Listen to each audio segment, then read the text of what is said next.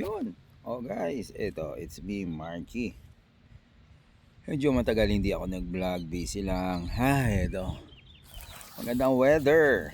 Kahit na, yan, kala nyo mainit pero malamig siya. So okay lang, masarap naman sa balat. Yan. Wala naman tayong ganap ngayon sa buhay. So ito, ganito pa rin.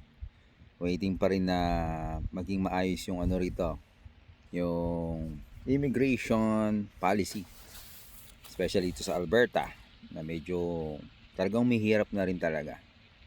Sabi ko nga ang pathway namin yun is Dasal pathway, which is lagi ko naman ginagawa.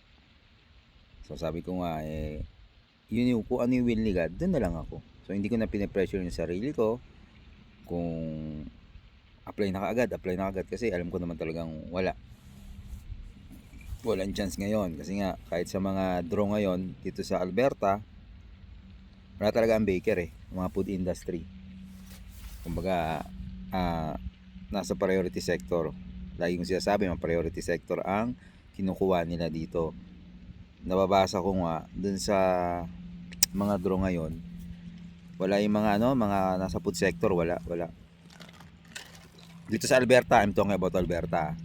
Wala daw masyado yung cook, baker, tapos mga food service supervisor, basta lahat ng NOC National Occupational Code number 6 wala daw dito sa Alberta.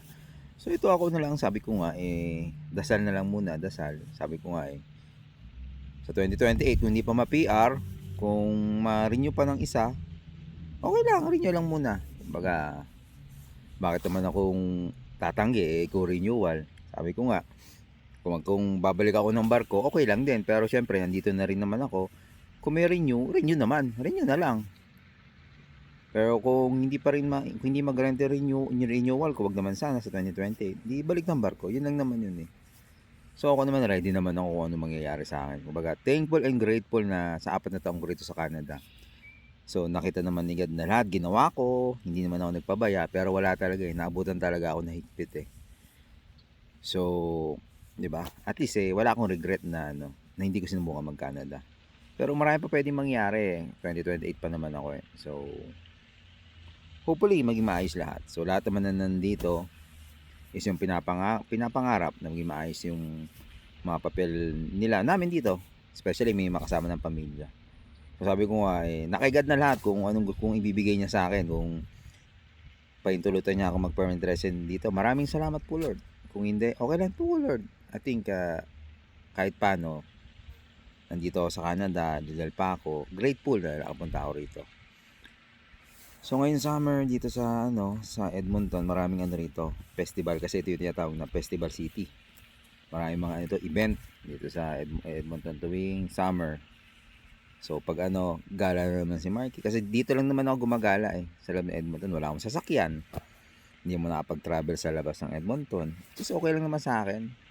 Kasi kung may sasakyan ako, mahal ang insurance kasi. Mahal ang insurance. So bike muna tayo. Shoutout nga bike yan. Bigay ng Canada yan. Ayudan nila last week. Sakto nasira yung isa ko. So bumili tayo ng bagong bike. So ayun lang, at na medyo mainit na. Maglalaba pa tayo. Sige na. Bye.